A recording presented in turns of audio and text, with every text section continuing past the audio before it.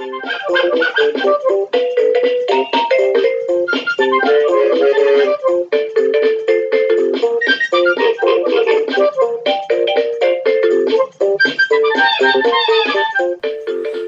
to the WrestleFriends Podcast. I'm Dave and I'm here with Mark. What up? But we're not here with Jake today. Why? He's not well. he's yeah. So, do you want us to explain the whole illness? Virus? Viral. Plenty of water, plenty of rest. That's what he needs. What we're doing? Can I say something? Yes, you can. Release curiosity. Believe you will feel the Velveteen Dream. Is this sneaky peeky at something that might be coming up later on? Nope, not at all. Is that a Velveteen Dream promo that you've just... I just wanted to say, every time that he comes on television, he's actually debuted now, but every time he comes on television, the promos, I feel a little bit tingly. It upsets me a little bit. I think what happens with him is he, do you not think they push him out a bit and then Triple H goes, whoopsie daisy, what have I done? And then they don't put him on telly for another 3 weeks, and then they push him back out there by mistake. Maybe he's when Triple H is on holiday or something like that, and then Triple H comes back and goes, why have you let that plank back out again? I think that was happening, but they've like, it's been 4 or 5 weeks of vignettes now. They're behind the Velveteen Dream. I'm happy. Yeah, but do you remember that time they done that with there was some guy, remember, that really big guy, and then he had like white trunks on and stuff, and then he got attacked. Like, they just basically brought him in to get attacked by Samoa Joe. Dan Mather. Yeah, he came in, he got attacked, and then we never saw him again. We didn't. He's still at the performance centre though. Wonder what became of that guy. His contract was renewed. Well, wonder what'll happen to him then. Gimmick. Something else I'd like to say as well is that before we start the podcast, for realsies, is I'm really excited that they've released a Maharaja Jinder Mahal t-shirt. I'm going to go home and impulsively purchase one, mainly because it'll annoy Jake, a little bit annoy Dave, and I think it's really cool. It's not going to annoy us. Are we going to talk about Jinder this week? Pardon me? Are we going to talk about Jinder this week? Are we going to breeze up? It's been a busy week of wrestling. It's been very busy. It's been one of them weeks of wrestling where you're not sure you're going to be able to keep up with it, and I didn't manage to keep up. I've managed quite well, but you also think that maybe your wife might leave you at the end of the week because you've watched that much wrestling.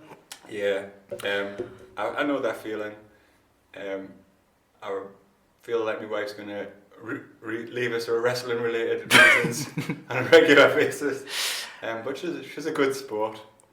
So Jake this week is really poorly. That's why he's not here. He's been having hallucinations, which have been quite funny for me, but obviously not for him. Yeah, that's why he's not here. So we're gonna have to miss a couple of things out this week, I'm afraid. No quiz, and I know that's probably the best bit. Less people interrupting. Yeah, and less singing and probably less dancing, and I wonder if it'll make it worse or if it'll make it better. I'm glad there's no dancing because that's a visual medium. This is audio. And we're gonna dive right into it. I think, Dave, I'm gonna ask you the question. What are your WrestleThoughts this week? WrestleThoughts have been running through my brain. That's what I say. I like that intro. It was a quite big band. I was like going for a sort of operatic feel. Right, my WrestleThoughts this week come from Mr. CM Punk. I read in the tabloid newspaper this week, and it was probably a load of crap because it was the Sun. Apparently CM Punk's been offered £1 million to return to the ring. Want to talk about it? What do you think about that? I think that he will not take that. No. I think that he knows where his bread's buttered. He's although he's got all this feud with Vince McMahon, and things have been getting battered back and forward for years now. I think he'll go back eventually. They always do. if there's money to be made, bridges can always be built. Yeah, there was always that thing with Bret Hart as well, wasn't there, where, like, surely, if anyone ever was never going to talk to Vince McMahon again, it would probably have been Bret Hart, and he went back. However, I think that this is a master stroke of publicity for 5-Star Wrestling, because even me, myself, thought for a moment, maybe I should buy tickets for that, just in case. I think it'll be a good night anyway, but... Johnny Mundo. Surely if he took £1 million, alright, to go back and wrestle part-time, that would make him no better than the reason he left. That was my phone, by the way, sorry. Maybe that would make him no better than the people he used to huff about, maybe? Yeah, it's not very punk to take £1 million. It's more spunk than punk. Yeah, I think it also, any sort of like negotiations that might happen down the road, it's going to push his price up as well. If that was a leaked kind of thing that was talked about between people. My other thought was, if that sort of money is can be offered to CM Punk to come back part-time, would that money not have been better off sort of split between the people who are wrestling every night? Give them a bit extra, surely. The 5-star wrestlers. Yeah. Like, yeah. They're going to be there, like, because did you watch it on the telly? I have never seen anything of it apart from... So what they're doing is they're Johnny, what's his face, whatever he's calling himself these days, Mundo, is Johnny it? Mundo. Johnny Mundo. I always remember as Johnny Nitro. He came out and he said he was going to do the biggest wrestling tournament ever, and I think there's like 150 odd competitors or something like that, and they're going to all go for this really like plastic looking belt, but you know, cool. It'll be good. Was that happening? In 5-star wrestling? That's going to happen in 5-star wrestling, yeah, and it's going to be people like Rob Van Dam has said he's doing it. 150 competitors? 150 odd. It's going to be the largest thingy tournament, wrestling tournament apparently, that ever has been, I think. But yeah, I think Rob Van Dam's doing it, Johnny Mundo's doing it. It'll be loads of the TNA people, I would have thought, like Moose. What a name for a wrestler. And Moose. And I can't remember who else was on it. Drew McIntyre was on it, but obviously he's not going to be doing it now. Rey Mysterio, he was doing it. So yeah, there's quite a few people doing it. I think it might be alright. So going back to CM Punk. Going back to Punky Punk. Spunky boy. Spunky Punk face. Spunky. It writes itself, him returning back to WWE. He's going to wrestle probably Shane on Vince's behalf, a heel Shane on Vince's behalf. You reckon? Yeah, it's the kind of thing they do in it. Like when Bret Hart came back and had to have a sit down in the ring on the chair because he was so like tired. Is CM he's old and has had a stroke. Is CM Punk still contracted with UFC? Do we know? I have no idea. That's an interesting one. I think he had more than one fight deal, but his first fight was so horrendous that I don't know what's going to happen with that. You're not a big fan, are you? Of Punk? I loved him in wrestling. I thought you told me that you didn't like him. No, I'm really... What? I thought you said you didn't like him. No, I've never said that. I've always liked Punk. What I've always said is I don't like the man, Phil Brooks. I say I don't like him. I've never met him. But from what I've heard or read, he seems like he might have been a bit of a prima donna. But his work in the ring and his mic work, so to speak, was flawless. Never thought he was the greatest in the ring, but he was good. Cool tats, man. Doesn't drop a nice elbow. Tats oot. Not like Eric Young. Eric Young's top rope elbow drop is beautiful. I think he's done his best work with Paul Heyman. As a Paul Heyman guy. Paul Heyman guy. Or against Paul Heyman. Because that give him that extra sort of like, heat as a heel. Paul Heyman's so good at giving people heat, and made him into a bigger Aussie sort of heel than he already was. So yeah, I would like to see Punk come back, but I would like to see Punk come back before it's too late, before he's too old to be taken seriously as maybe it's a full time. So I reckon when Shawn Michaels came back, after the 4-year absence. He was probably about the same age as what CM Punk will be if he came back in the next 2 years. How old was Shawn Michaels when he came back from that back injury? 36, 37? Yeah. Is Punk not already nearly hitting 40? Mid-30s. He's the same age as Cole Cabana, who's like 36, 37. Good old Cold. Have you ever... The Messiah. Have you ever heard... I know. I aspire to be like him. I think my intro needs to be better. I need to be less of a gimp. Have you ever heard the Cole Cabana, the Art of Wrestling, where it's the double episode where he interviews CM Punk not long after he's left WWE? No, but I've read about it. I recommend you listen to it. I've read about it, and he comes out with lots of controversial things, doesn't he? He does. Like, they didn't look after him physically and stuff, and they didn't... he had stuff like a staph infection that they didn't drain and things like that. Do you not think things have changed now, though, since he's left? Because they seem to be getting, like, suspended left, right and centre for things. Ginger. Don't hinder the gender. Who else? They've been getting sort of like even Roman Reigns has been hit with a wellness policy. Not that it's damaged his career at all. Unlike Eva Marie, who seems to have been hit with it and sacked. Natural heel as well. It's a shame. Anyway, do you have any more wrestle thoughts? I thought that was my solid wrestle thoughts of the week. Shall we do my mystery match? You are throwing me off. Oh, hang on. I wrote the running order and I've not even read the running order. There's no point in giving me a map if you're not going to stick to the map. Right. Reverse. Dave. Yes? Have you ever had a wrestle dream? I.e. Funny enough, Mark. Yes. Yeah. I.e. a dream involving a wrestler. I've had a dream involving a wrestler. And it wasn't that long ago. And I'm putting it down to this podcast. And it's driving me a bit mental. Thinking about wrestling. I'm thinking about wrestling loads at the minute. So yeah, the other week, not too long ago, I had a wrestling dream. It involved...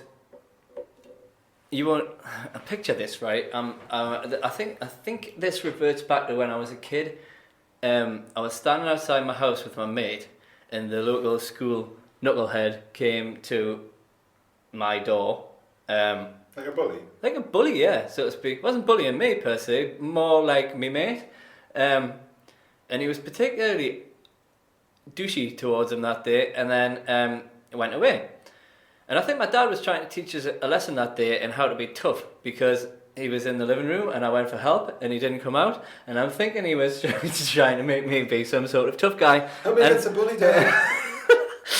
And no help came. He's going to pound my ass. And so this is where the dream comes from. I'm standing there, right, where this happened with my mate, who disappears randomly, and then a van pulls up. It's like a work van, and then in the work van is another one of my mates who was never there that day that happened.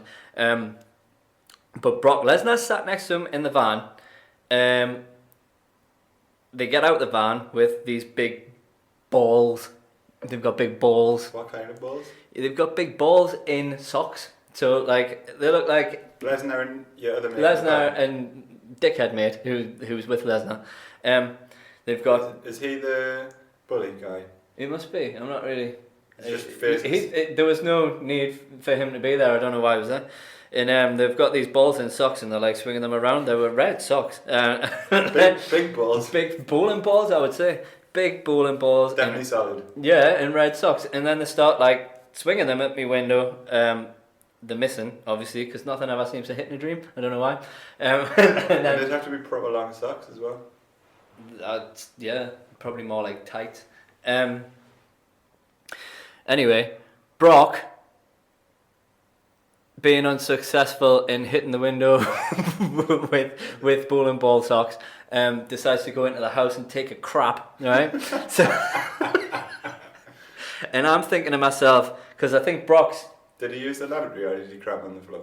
He's on the lavatory, but for some, like, in some way, I'm able to catch the crap as it comes out of, as it comes out of his ass, and then After that, to stop Brock from wiping shit all over my house, I start wiping shit in Brock's face, his own shit.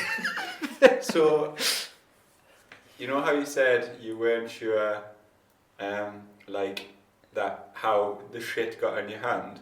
Yeah. You must have been like hunkered down on the floor when he was like I'm straining out sort of like cupped under him with his ass sort of hanging over the toilet, but I don't know how my hands are like in the toilet though. This is really grim. Yeah. So then So you wiped in his face? I wiped in his face. Never ever found out what happened after that though. That's not the I thing. can't imagine it would have ended well. Nah, it's not the sort of thing you would do to a gentleman like Brock Lesnar, is it? No, a gentleman like Brock Lesnar?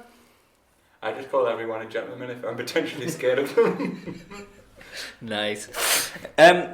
So yeah, that was my it was my popped my wrestling dream cherry. Did you I wake up believe. and think, I'm a right weird bastard? I thought a little bit. I didn't tell anyone about it, to be honest. I told you were the first one I told about it, and now everyone on the WrestleFriends podcast that might be listening. Yeah. Episode 2, and we've already been talking about feces. Shit. In fact, we'll probably do it on episode 1. Everything comes back to shit. Everything comes down to poo. That a song, or is it just, have you just made it up? It's a song. From what? The TV series Scrubs. Oh, I like Scrubs. It's good, isn't it? That was amazing. Can I ask you a question now? You certainly can. Mark, have you ever had a wrestle dream? I've had 2 wrestle dreams that I probably had more, but 2 in recent memory. I think about wrestling most of the time, so it affects my dreams quite a lot. Does wrestling ever keep you awake at night? All the time. Just like fantasy booking and in my wife snoring next to us for about 4 hours usually. So yeah, the latest wrestle dream was I work in a place that I'm not going to say where, but it's a big building that lots and lots of people go, and I dreamt that while at work, the authors of Pain, Akam and Rizar were my security. So if anyone said anything I didn't like hacked us off slightly, they would just pick them up and smash them through windows and powerbomb them through reception tables and smash televisions off their heads. And so did the Authors of Pain come to work with you every day? Came to work, were you there, Paul Ellering? I felt like in the dream that this was a regular occurrence. Uh-huh. Ellering wasn't there. I think when I obsess over the Authors of Pain, which happens quite a lot, because they're one of my favourite acts, superstars, wrestlers, whatever, however the term fits, at the moment. So I think about them quite a lot, but I don't think about Paul Ellering as much. So he wasn't in the dream. I think that's probably the psychology behind it. He's I think after a bit they'll be able to get on without him. Anyway, going off topic. So yeah, they basically just shit people up in my workplace. I think that maybe you might feel that you could be Paul Ellering. You could be that guy in that relationship where you can direct traffic like he does. I think, yeah. You are Paul Ellering. So the reason Paul Ellering wasn't there is because I was Paul Ellering. You are Paul Ellering. Not 70 and bald. And, the manager of some of the greatest tag teams ever. So, maybe it's just, I can't think of any other tag teams, maybe just one, LOD. Well, 2, Authors of Pain now. Yeah. They're going to be the champs. And anyway, off topic again. I think the psychology behind it, after I've thought about it, is that I don't like working. Yeah, me neither. And I feel that I have no control of my life because I have to go to work. I'd sooner not. So I think it's just my way of my brain making me have a nice time when I go to sleep. Mark? Yes? What was your other wrestle dream? So my second wrestle dream was... I like this one better, by the way. Because I'm in it. Yeah, you are in it. My second wrestle dream was that me and Dave made our debuts as wrestlers in a no rope barbed wire match. Brutal. Against Eddie Kingston of Chikara fame, Ring of Honor, currently on Impact Wrestling. You keep saying this, right? But I've never seen He's him on Impact Wrestling. He's in like a faction. Is he? What sort of faction? If anyone can... I will do some research whilst you're explaining what happens in your wrestle game. Right, so yeah, it was in like a bar with a low ceiling. Crowd was about 200, it looked like, is my estimation. And yeah, we wrestled, and the second member of the tag team of Eddie Kingston was just like a faceless shadow, just like a shadow, like sometimes happens in dreams. And yeah, we lost the match, but like we got an ovation from the crowd because we were like plucky debutantes, and we were like covered in blood and scars, and yeah. We were like high-fiving and really excited that we debuted as wrestlers. No context beforehand of how we trained as wrestlers or anything like that. And we both had our work clothes on, so shirts, pants. I think if we were a tag team, we could be a pretty big deal. Based on what you've just said. Do you think that if we wear our work clothes and that we could do like a whole like... I think you'd be sort of like, you'd be like the high flyer, and I'd be like... Based on... And I'd be like... Based on the fact that I can't touch my toes, or like cross my legs when I'm sat down. Your spinning heel kick is immense. Yeah, I was practicing spinning heel kicks the other day, and I can't get my foot above shin height. It was a spinning heel... I can't explain it really. Attack. You looked a bit like one of them... you know when you're playing that helicopter game when you're younger and you've got to like jump over the rope when it's spinning around? It was a little bit like that. Jump rope? Yeah, one of them. Jumpy rope. You didn't get very high, and you certainly couldn't have kicked anyone, and there was more chance you would have fell over if you would have made impact with anyone. And looked ridiculous. Okay, obviously here's an Eddie Kingston update. You are correct, he is contracted with Impact Wrestling. Yeah, well, that's correct. Same as Moose? I don't really know. Who? Moose? Same as Moose, but he's not in the... But he's in a faction? What's the faction called? I don't know. If anyone knows, can they email us, please? Impact on tonight. Maybe we can watch it and find out. I'm not going to watch it because it's my time to put Luke's to bed. Poop. Right. So yeah, that was Wrestle Dreams. I think what that says about both of us is we're pretty sad and Jake had a wrestle dream once. Slightly retarded. Do you want us to tell you Jake's wrestle dream because he's not here? No, I think we should let Jake tell it at another time. I don't even think Jake knows what was that he was having a wrestle dream. Was this when he attacked his friend in his sleep? Well, that could have been a wrestle dream. So, do you want me to tell the story or not? Or would you rather Jake was here to tell the story? Or Jake doesn't even know what happened because he was asleep. Tell the story. Which story would you like to start with? Because there was a story from New Year's Eve and there's a story from... So Jake had his friend stay over. That was a few weeks ago now. I don't like having kids over. I don't enjoy it. Sorry if Jake's friend's listening. Inevitably won't be. And probably not, no. However, if Jake tells him to, he might. So yeah, it got 2 o'clock in the morning, everything was going alright. Apart from like there was a kid staying over that I didn't want staying over. And then Jake came into the bedroom at 2 o'clock in the morning and he said he'd punched his friend in the face. A little bit, you know, when you wake up and you're just a little bit like, what the hell? Because he's not violent. He's not. He's a lovely little boy. Big boy, actually. Just had a... Cut that out. That was sinister.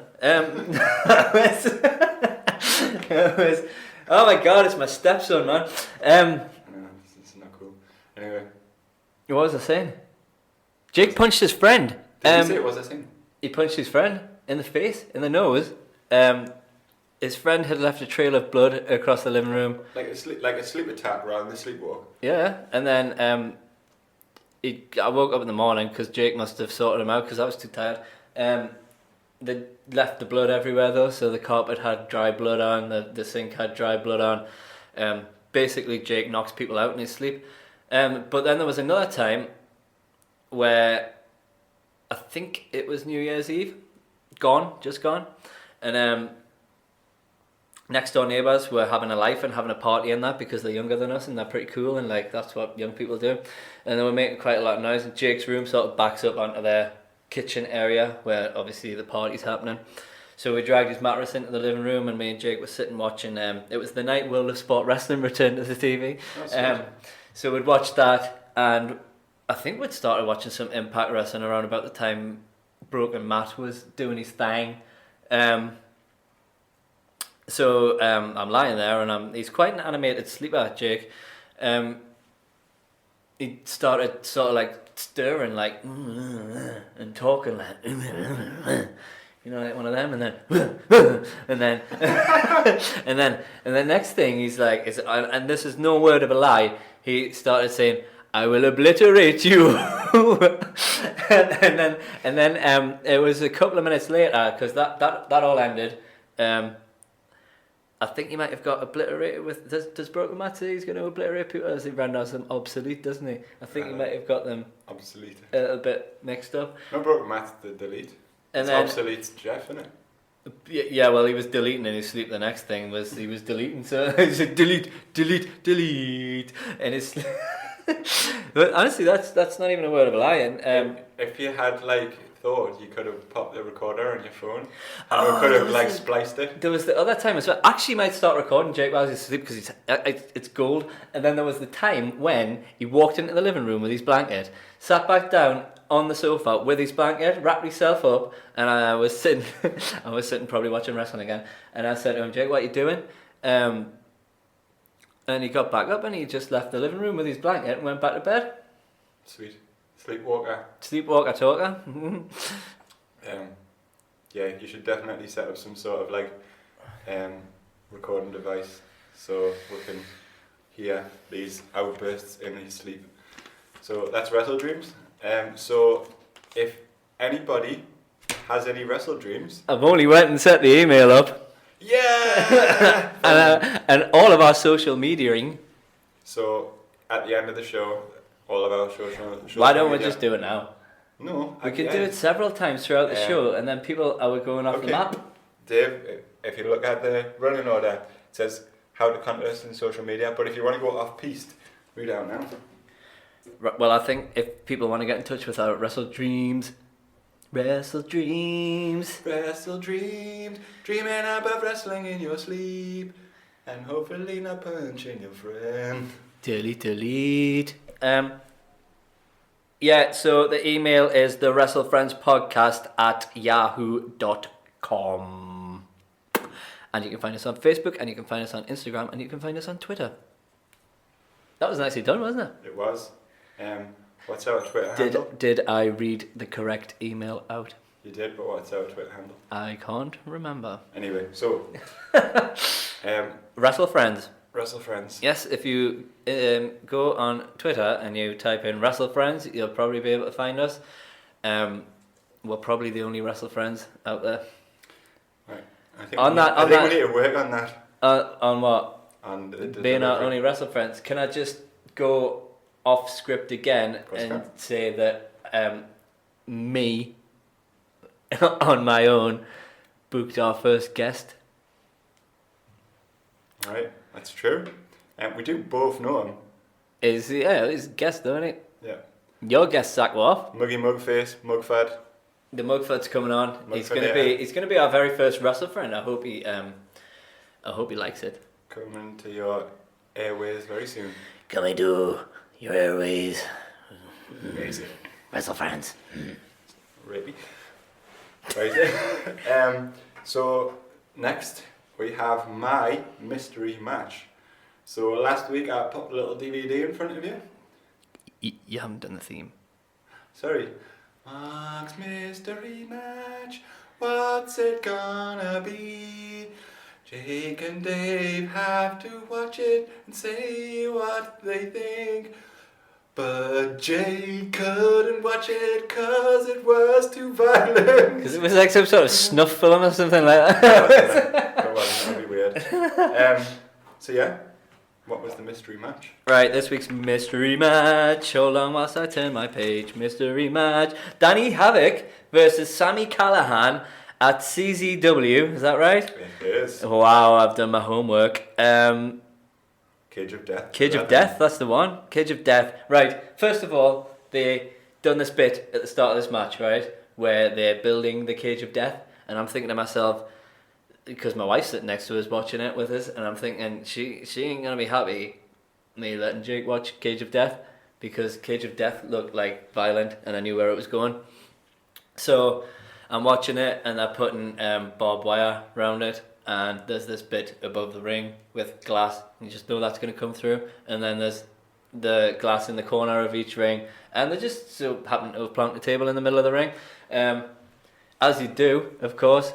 The bell rang, and within the first few seconds of this match, this man had been thrown into Sami Callihan. Was it Sami Callihan, the blonde-headed? No, he's man. the dark-headed wrestler who was also on NXT as Solomon Crow. Cool. He got thrown into the glass straight away, and I was a little bit upset about this because it made a mess of the ring. You didn't like the messy ring? Now, I thought they could have done with Tyler Breeze with his approach. No, honestly, like that was cool. I let Jake watch it. We carried on watching it until the point where they both dived onto some barbed wire on the ring outside. It was like slightly collapsed, like cage. It was like a barbed wire, like diving pad, wasn't it? I wasn't really sure how he won the match when I first started watching it, because just pinfall. Was it just a pinfall? It wasn't an escape. Yeah. So that when the barbed wire started like cutting their backs and stuff like that, I think this is the point where my wife thought, this is a bit sinister. I'm gonna not allow Jake to watch this, which is fair enough. So I waited until Jake went to bed, and I watched the rest of it. Obvs, the rest of the glass got smashed. Obvs, they done a lot of falling from that thing above the ring through the glass. There was lots of table smashing antics, and the steel chairs seem a lot heavier and harder than they do in WWE, and there was lots of smashing around with that. And there was some sort of weapon at the end, which I can't remember off the top of my head what that was. What was it? Am I making that up? It was a switchblade. Was it? Yes, you got a blade right. This is the point where I'm watching it. The stable that Sami Callihan was in at the time was called the Switchblade Conspiracy, and also contained of WWE fame Dean Ambrose. Yeah. At the time was called John Moxley. Dean Ambrose turned up at the end, and he was a bit like, whoa, what's going on, man, whoa. I didn't, what happened with the blade? So the reason that the blade was contextual. So the reason I got the blade out is that the feud between Danny Havoc and Sami Callihan had run for a year, and they'd actually got to the point where the Switchblade Conspiracy kidnapped him, and kayfabe cut part of his stomach with the switchblade. Alright, brutal. So that's why the switchblade was in context to having the method. It wasn't used. It was one of those ones where they get a weapon out. It's like Chainsaw Charlie coming down the ring with the chainsaw. Yeah. Ain't gonna chainsaw anyone because then they die. Yeah. So it was. What do you want us to say? It was the main reason that I gave you that match to watch is that I didn't think you had ever seen deathmatch wrestling before. No. So I was interested to see what your opinion was of deathmatch wrestling. So what really should have come before it was there was lots of like storyline build up. So I think like it's alright to have like something that's really extreme if there's lots of storyline behind it. Yeah. But I found it a little bit hard to watch, mainly because of the mess in the ring. But then I don't know. I think I'd rather watch. So NXT this weekend we watched Tyler Bate, Pete Dunne, and that was a wrestling match. What a match! That was a wrestling match, okay. And I would rather see something like that than people mindlessly throwing each other into things. Just my view. Although Jake, who is young, is obviously the shock value is still there for him to watch something like that, and he really, really chomping at the bit to wants to watch the match, but I can't let him obviously. And I probably would have been the same when I was his age, even as a teenager, probably thinking that was the greatest wrestling match ever. But as I've grown older, like I appreciate psychology. Rather watch stuff like Tyler Bate and Pete Dunne. That was basically the only reason I wanted you to watch it, to get your opinion on deathmatch wrestling. maybe we should get wrestling matches that Jake can watch. Is deathmatch wrestling? Deathmatch wrestling. Deathmatch wrestling? Is that even a thing? It's a massive thing. Really? I have a massive library of deathmatch wrestling events. Maybe it's the inner teenage earnest, like you say, the blood and guts kind of side. I absolutely. It's kind of like watching a Saw film after you've watched a really good psychological thriller, I suppose. Like, it's kind of just go. Yeah. Whereas you want something with a little bit more story behind it. There's a storytelling. I think the storytelling in ring, sort of the Pete Dunne, Tyler Bate thing, they told a great story just in the ring that day. Rather than maybe I didn't have a background, so I don't know. Maybe it's been like in opposite, there would be lots of storyline, and that's why it has to be so like out there next week. Just a little shout out to Danny Havoc, who was in that match, is one of my favourite wrestlers. Is he still alive? He is still alive, still deathmatch wrestling to this day. Wowzers. He's really funny. I've got lots of his interviews. He's an intelligent speaker. He's obviously fearless. And he's a better worker in the ring than people give it credit for. You'd have to watch some of his matches where he's not. I would like to see some of his matches where he's not just like there's not just death happening. He, to me, represents what indie wrestling is. Right. So. Do you not think? So is death match wrestling? Is that what it's called? Mm-hmm. Is that I sound like a total amateur? Is it still a thing now? Yeah. So do you not think people like booking these matches have more of a duty of care towards these people? Yeah. Well, I guess it's like nobody's pushing into the ring, are they? Yeah. If anybody has any suggestions for death matches for Dave to watch that both combine like working wrestling with a death match element, if you could email them in, that would be amazing. Dave, what's that email address? It's the WrestleFriends Podcast at yahoo.com. The WrestleFriends Podcast. That's what I said. You said friend. I didn't say that. They might write it in. The WrestleFriends Podcast at yahoo.com. You can also find us on Facebook, Twitter, and Instagram. Yep. And hopefully YouTube. I'm not really sure how to do that. That was really good. That was good, wasn't it? Yeah. So, shall we go on to my WrestleThoughts now? Well, yeah, we were going to do Jake's WrestleThoughts. Not happening. And then we were going to do Jake's WrestleQuiz. Not happening. Because he's not here. Yeah. He's a virus. He has a virus. Yeah. So, yeah, it's just your WrestleThoughts, yeah. So, my WrestleThoughts. There's been lots of wrestling this week. There's been too much. Like, I love it when there's lots of wrestling, but it also makes it sad because I can't watch it all because of job, family, you know, and I'm thankful for all those things. So I wish there was just a sensible amount of wrestling so I can have my cake and eat it. Anyway, haven't even seen all of Backlash yet. I'm only halfway through. Do you think there's too much content at the minute? No. Because there's going to be more. No, I don't. I think it's after we decided to record a podcast, I feel an obligation to watch it now. Whereas before, I could watch Backlash in a week's time and not feel like guilty about it. Anyway, so the UK Championship special. Ooh, that was good. That made me very happy. That was a good I cannot wait to add a weekly UK show. It'll be as important to me to watch that as it is to me to watch NXT. He's gonna slot it right in there. Oh, it's getting slotted in. Slotting it right in the hole. Ooh. Hard. It was great to hear JR again. Yeah. Love JR. Isn't it a comforting sound that JR calling a match? It makes you feel like a big sound pillow. Yay, fuzziness inside. He also makes it feel more important because it's the voice that called all of your, biggest memories from childhood in terms of wrestling. So it's like straight when you hear it, and it's like you're like, that's important. I would like to have JR back full time, but I don't think that'll happen. No. But if he because what they did is him and Nigel McGuinness weren't there. They just did it in Florida and kind of superimposed. Mixed in. So yeah, you can do stuff like that, and I just love GR. I'm getting sweaty feet, by the way, so I'm taking my shoes off. It's alright, well, Just telling you, That's the giving you the heads up. did you hear what happened during the Cruiserweight tag team match on the UK Championship? No. So- Oh, yes, I did. I watched it, sorry. So it was TJ Perkins and Brian Kendrick versus Dan Maloney, the Birmingham wrestler, and Rich Swann.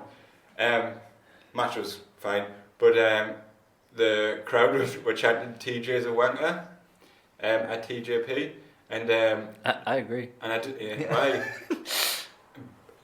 Well, they did the right thing, turning him heel because he is a wanker. And JR asked Nigel McGuinness, "What's this? What's a wanker?" Did that happen? And yeah, it happened. They didn't cut it out, and McGuinness was like, "Oh, I can't really tell you." And they're like trying to get loads through the match, yeah, and they just struggle. I think the British crowds are really funny. Some of the stuff they come out with. I think, yeah, like it seems that every show I watch that has a British crowd, like is so much the chants are better, It's like, energy's better. It's almost like football mentality, isn't it? Like football crowd mentality. They sing humorous songs and stuff like that. It could be because the US crowds, the US like market's saturated as well, whereas ours isn't, especially for like WWE content. Anyway, so I like the fact that they're having the WWE cruiserweights on the show, because it means you can have the likes of like Neville on the UK Championship, you can have Jack Gallagher on the UK Championship, and it's kind of like seamless if they've already had the cruiserweights on it. I thought I kind of disagree a bit there, because I thought that there was that much UK talent on the UK Championship tournament. I thought they wasted a lot of that showcasing the cruiserweight, whereas they could have been showcasing the talent that was on the. But they had spliced in, so they did 2 nights and they just did one show. So they put some of it on the YouTube. Did they? Yeah. I don't know. It's kind of that's what they chose to put on. But I think you're right. They could have had like. I think they could have put the maybe put the UK talent on the network and maybe put the cruiserweights on. Yeah, I don't know. I just don't like the cruiserweights, man. So, the show was great, all solid matches, but Pete Dunne and Trent Seven was magnificent. Particular highlight was Trent Seven dragon suplex into Pete Dunne on the apron, which was fairly brutal. Pete Dunne, I've decided, and this changes every couple of weeks, which is the nice thing about wrestling. Pete Dunne is my current favourite wrestler. Never panders to the crowd, true heel, great facials. He's got like the hard hitting British style joint manipulation stuff down to a T. He is a proper like beast. Baddie, isn't he? He's got like that twisty, arrogant face. Some of my favourite like wrestling characters are coming from the UK at the minute, the UK Championship guys. I think Trent Seven's amazing. You've got obviously Pete Dunne, Tyler Bate, they're all amazing. Tyler Bate. He is only Wolfgang, but I quite like Wolfgang. No, I could can see the potential in him, because he wrestled Connors, I think, Joseph Connors. Yeah. And I could see the potential in him like as like underdog champion. Like they talked about him working in a bar and like a couple of like months ago, and like I think that would be a good story for going up for the belt. So I can see it now. Who's the other guy as well? Can't remember his name. The high flyer. Mark Andrews. Mark Andrews. He's a solid guy as well. Yeah, solid performer. He knows how to work in the US. He was wrestled for Impact and stuff. Yeah, he did, didn't he? But yeah, Friday night that was great. Great. Tyler Bate like annoys us to a point.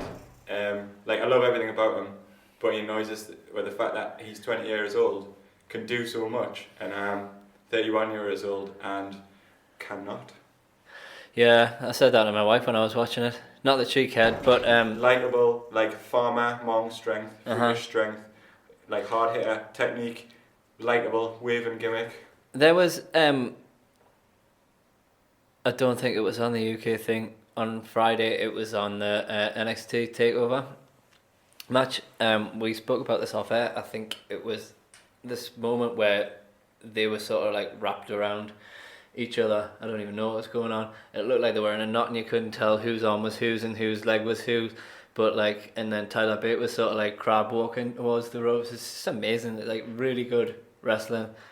It's just so much better than watching people get thrown through glass and making a mess of the ring. Both have their positive points. Sicko. Dunn beats Trent Seven with the bitter end. I love Trent Seven as well. He makes me feel like I can be a wrestler because he just looks like a normal dude but is an absolute beast. Jake told me the other day that I had a kite like Trent Seven. That was nice. Well, but it's now cool to have the kite. I'm going to have a kite forever. So at the end of the match, after Dunn's won, you come... At the end of the show, it's Tyler Bate versus Mark Andrews. Tyler Bate wins the match. Great match as well. And Pete Dunne comes out to confront Bate, gives Mark Andrews a sly little kick on the way pass, which I loved. True heel. And but then Regal runs out straight away to shout him down. This has happened 3 or 4 times now. I'm thinking Regal's retirement match eventually. You reckon? Yeah. I It's been about a year since he had his neck surgery. I think he's got one more match in him, and I think they're doing it for a reason. It's always Regal who comes out. There's always like, is he never officially retired? No. There's so many sort of like Triple H angles at the minute as well, because there was that moment with him and Dunn where he told him he made a name for himself and sort of give him a pat on the back sort of thing. So you wonder if that's going anywhere as well. Loads of pictures on Twitter and Instagram and stuff of him like with Pete Dunne with the belt and stuff. Yeah, it's exciting.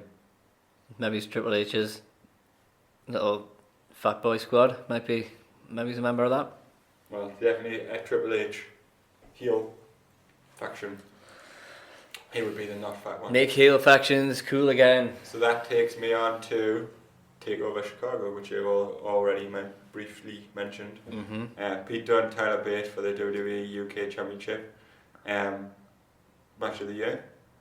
Definitely. Bruiserweight chance immediately. The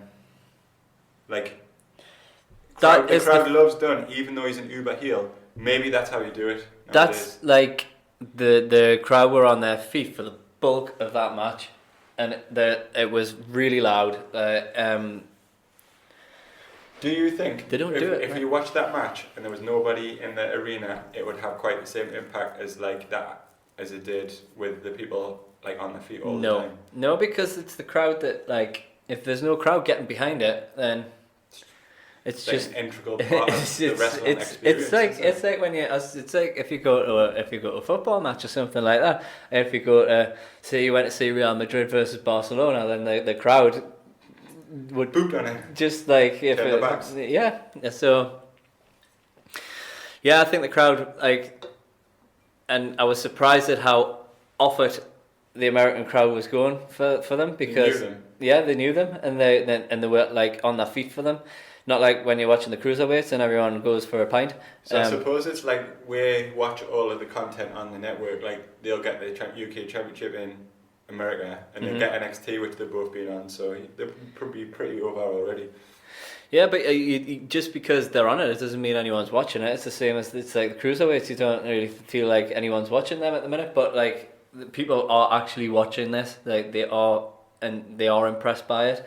And I think it's brilliant for British wrestling as a thing, and it's gonna be amazing when this weekly show starts because you're gonna have it slotted in you. Oh, I can't wait. I'm gonna slot it right in. Yeah, baby. So yeah, I've got no words really to describe how good that match was. If you haven't seen it, watch it. You'll not be disappointed. Match of the year. I don't actually want to, if people haven't seen it, I don't want to say too much about it because it was the best thing on TakeOver. And there was another absolute amazing thing which I'm going to get onto next at TakeOver. You got more WrestleThoughts? I've got one more WrestleThought. More WrestleThoughts. the main event of TakeOver was DIY versus the Authors of Pain in a NXT Tag Team Championship ladder match. Yes. I thought it was the main event, which showed a lot of faith in those four guys. Showed a lot of faith in. It shows how much faith they put into their tag teams, which is like. Do you think when Vince McMahon dies, and Triple H is in charge, or he hands the reins over, do you think like Triple H is gonna? This is going to be far too long of a conversation, so I'll just touch on it briefly. Like, do you think Triple H is going to treat the WWE as he does NXT and put that much care into characters and that much care into tag teams? Because they say more about characters and like put stuff over more in that hour of TV than they do in 3, 4, 5 hours of WWE TV. Didn't we talk about, we kind of touched on this last week, didn't we, about how they don't use their tag teams properly on the main roster, how they're pretty underused, but they're the top guys really in NXT. I think Triple H is probably going to, if Vince does die, because I don't think he'll hand the reins over, I think he'll die. Just die. Yeah. I think surely he'll put more care. I mean, if it was me and somebody was saying here is Raw, it's yours now, after like it's been staple viewing for every wrestling fan every Monday night forever, you would have thought he would take more care and thought into them characters. Plus, most of these people who are on Raw and SmackDown now, he's kind of created these guys, like, or given them a boost up anyway. I mean, Samoa Joe, everyone knew who Samoa Joe was already, but he's on the main roster now and made a bigger name for himself because of NXT. Same with Seth Rollins and people like that. Another little thing about NXT, if in case people don't realise, all on the network, all of the old NXTs from 2012 have been uploaded. Yeah, they're on now. It's really good to watch. You can see people when they were like starting out on NXT. It's good fun. So yeah, two of the craziest dives I've ever seen in my 20 years of watching wrestling. Two ladders laid across the ring side of between the ring and the barriers, and then a giant ladder in the middle, and like Ciampa and Gargano seemed to dive over the two ladders, ladders, and just caught them like with their legs, and it was spectacular. I think it was a hard hitting match. It was it kind of put and then Gargano took the bullet for context. God, and you just knew from that moment what was coming. But like what kid. I didn't. About storytelling, which we were talking about before. That was so important. Superb storytelling. Yeah. He took a ladder shot. He pushed Ciampa out of the way and took the ladder shot, and it was like it would have been amazing without what happened next. So before I tell you about what happened next, or what I think about what happened next, because you probably already know, a few more things from the match. Paul Aaron took a super kick from Gargano. He's like 70. That impressed us. Ciampa suplexed Rezar off the ladder through another ladder. That was impressive. He's like 350 pounds. You know how our favourite thing about the Authors of Pain is when they shout in foreign? Yeah, that's fun. I did some research into that. Rezar is Dutch, so he's shouting in Dutch. Really? And doesn't sound Dutch. And it might not be, but that's where he's from. And I think he's just shouting randoms. And Akam is American Sikh. Akam and Wise. Right, I'm going to go back to this. I'm going to go back to what we were talking about before. Authors of Pain win. Look like absolute beasts. DIY getting the biggest face reaction I've ever heard in NXT in the middle of the ring. Continue to get the biggest face reaction I've ever heard. Because DIY. They are the heart and soul of NXT. DIY. And then Ciampa he went and done the dirty. He did. A little tinker. Attacks him brutally, which ends with him eventually putting him through 3 tables off the stage. It was absolute genius. They've now created in one 3-minute segment the biggest face in NXT and the biggest heel in NXT. And fuck you, Ciampa. Fuck you. He's got a really good heel face. He's got a face for healing. I thought like the facials after he did it, it's like he regretted the first couple, and then he just thought like... He kind of like he done a Darth, didn't he? He done an absolute Darth Vader, you know, when Anakin sort of like kills all the sand people, and then like he has a bit of regret about it, but then he goes and kills all the baby Jedis. It's a bit like that. Yeah, it was just so good. So unexpected. I really like wish that, because I always read the spoilers. And really like actually generally quite heartbreaking. Yeah, like a real emotion. Yeah. Like I love wrestling, but I really feel real emotion in it. Like I love it for the athletic kind of prowess and everything. Too long to talk about why I love it, but that was real emotion. I felt real emotion. There was people in that crowd sitting with their hands over their mouths and like in total shock that this was actually happening. And this, I think you've got it, and you're right. You've got storylines galore here because you've created another Kevin Owens, Sami Zayn sort of setup where they. I think more dramatic. More so, yeah. But I think I expected them to go on the main roster together as a tag team. I expected them to. Like maybe get the belts. Yeah. Like. And we even talked about this last week that eventually they would. Yeah, I think it was you who came up with it. I didn't say it. And honestly thought they would just go on the main roster together, and then that happened, and it was shock because I really wish I hadn't read the spoilers. I always read the spoilers, and I really wish I hadn't. I would have absolutely pissed myself if I didn't know anything about it. Yeah. But it's impossible nowadays. So yeah, that's my WrestleThoughts. It was a bit of a long one. I tend to ramble on quite a bit and write too much. Thought about wrestling a lot this week. I write a lot. By the way, can I just do Chuck Taylor's tweet of the week? You certainly can. Tweet, tweedly tweet. Who is that tweet by that you are going to highlight? Sexy Chucky T. So, right. It was about Ciampa Gargano because, Just before you do it, Chuck, if you ever hear anything that we have published, please contact us. We would very much like to hear from you. So because we love you. We love you, Chucky. I was once scared to talk to you. I was not. Right. So Chuck Taylor tweeted, wait, did Ciampa just... What? I can't say his name properly. Ciampa. Right. Wait, did Ciampa just turn on John Boy? I have like 50 tweet drafts saved about their sexual chemistry. What am I supposed to do now? I think he's genius. He is. Chucky T, you're the boy. That guy knows everyone in wrestling, doesn't he? Because he's funny. Because he's a funny dude. Yeah. Get in contact with you. We love you. So that takes me... What was I talking about before? You wanted to say something and then I interrupted you in a way that I would tell Jake off for. I've forgotten what it was. And that's why we tell Jake not to do it. So it'll come to us. I feel a bit upset now. It would have been about NXT. Mm. Oh yeah, so yeah, if you think I ramble on too much in my WrestleThoughts and dominate the show just let us know and I'll cut shit out. Cut that shit out, man. Right, so that takes us on to our final piece of the week, our Wrestle Poems. Do we need to do a theme for this?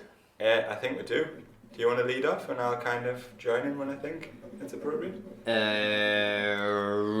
Right. Poems. I'm going to do some poems. I've been reading and writing all week, so I thought about a poem and now I'm going to say it with words. Wrestling, I love it. Poems, I love it. I put them together. They have lovely sex and words come out. Sexual poems. That usually aren't sexual. It was wrong. So, Dave, do you want to lead off? I should probably, because you fucking know. Because yours is apparently a right tearjerker. So, how do you want us to just go straight into it, or would you like us to talk about it a little bit first? Would you like to know I would like to hear the poem, and then I would like to have the context post-poem. I haven't read it for about a week because we're doing the podcast a little bit later this week because of virals. Child virals? Anyway, let us just get my... It's clobbering time. A poem by David Connor. CM Punk, what a delight. I heard you lost your MMA fight. I'm pretty happy, I must confess. I liked it better when you used to wrestle. $1 million is quite the offer. It would upset me greatly if you didn't bother. Come back, for shed loads of money. Your UFC career isn't even that funny. I don't want to see you all black and blue. I want to rejoice at the sight of that Pepsi tattoo. It's clobbering time. Get to the ring. Go to sleep. 1, 2, 3. The bell goes ding ding. Wow, that was amazing. Yeah. Thoughts. Can you just read the line when you didn't have anything to rhyme with wrestle again? Yeah. So I made a word up. I think I might keep doing this for things. It worked. So, I'm pretty happy, I must confess. I liked it better when you used to wrestle. Confessal. Confessal is now a thing. Right. I think that I think that would be amazing if you made up words for every poem. I'm gonna keep doing it. It better be as good as confessal. Yeah, I liked it. If you can't rhyme it, make it up. It was good. It made us want to see CM Punk again. What's your favourite bit? Was it confessal? That was my favourite bit. Because I like the bit about his Pepsi tattoo. I did. Seems like a bit of a weird thing to do. It's like I'm gonna get a tie with peanut butter on my leg. It's because he's the choice of a new generation. Is that why it was? I believe so. Well, I didn't. You just out wrestle nerded this. So this week I went for a 3-verse poem. Last week it was jolly. It was heavy machinery. They make us happy. I'm feeling a bit like you know more about poetry than I do. Well, I only know more about poetry than you because when we decided to do wrestle poems, I started reading about poetry. So yeah, 3-verse poem. I didn't want to have rhyming couplets in because it would, that makes it amusing. And this is power. This is power and emotion. Is this just words then? It's like spoken word. Come on then. My poem is called Why Tomasso Why. Oh no, this is going to be a tearjerker. DIY represented hard work. You were beloved by the fans. At TakeOver you came up short, but we did not care. We loved you all the same. In a blink of an eye, that all changed. Why, Tomasso? Why? Knees to the face, each one a betrayal. The tables you dropped him through, broken like your friendship. You were an usher at his wedding. How dare you? His injuries were so severe he had to be carried out on a stretcher. A stunned silence among the fans. So, psycho killer, was it making a name for yourself, or was it just jealousy? Always just a bit better, wasn't he? We can't wait to hear your reasons, but mark my words, Johnny Wrestling will return better than ever. There is going to be hell to pay. My God, he threw things around the room. That was very angrily put, and I think your delivery was actually better than the poem. Yeah. I wrote the poem in about 10 minutes on Tuesday morning. Can you go and pick the poem up though, because we need it if we ever compile a book of poems together? I'll pick it up there. I wrote it on Tuesday morning in about 10 minutes. Read it this morning, thought it was shit, so decided to read it in a really angry voice. I think I think I really made the poem. I'm really happy with the way it was delivered. Definitely. So next week I might go back to funny rhyming, or I might try haiku, an ancient Japanese poem. Yeah, I don't know what that means, but you know more about poetry than me, so I'm gonna just believe you. Right. So yeah, that's the WrestleFriends podcast. Yeah. So coming up though, we've got that wonderful interview with Tommy Mugford. Dave, is Thomas Mugford a wrestling fan? He is. Yes. Are we going to ask him questions about wrestling? Yes. What he thinks about it? Yes, and I hope that eventually he might become our very first Wrestle Friend. So yeah, Anyway, if I'm sticking to the map, I've got to close with telling everyone. Dave calls the running order a map. I'm gonna because the map says close everyone. Oh no, I've missed the social media bit out. Right, if you want to get in touch with us, if you want to get in touch with us, you need to get in touch with us via email.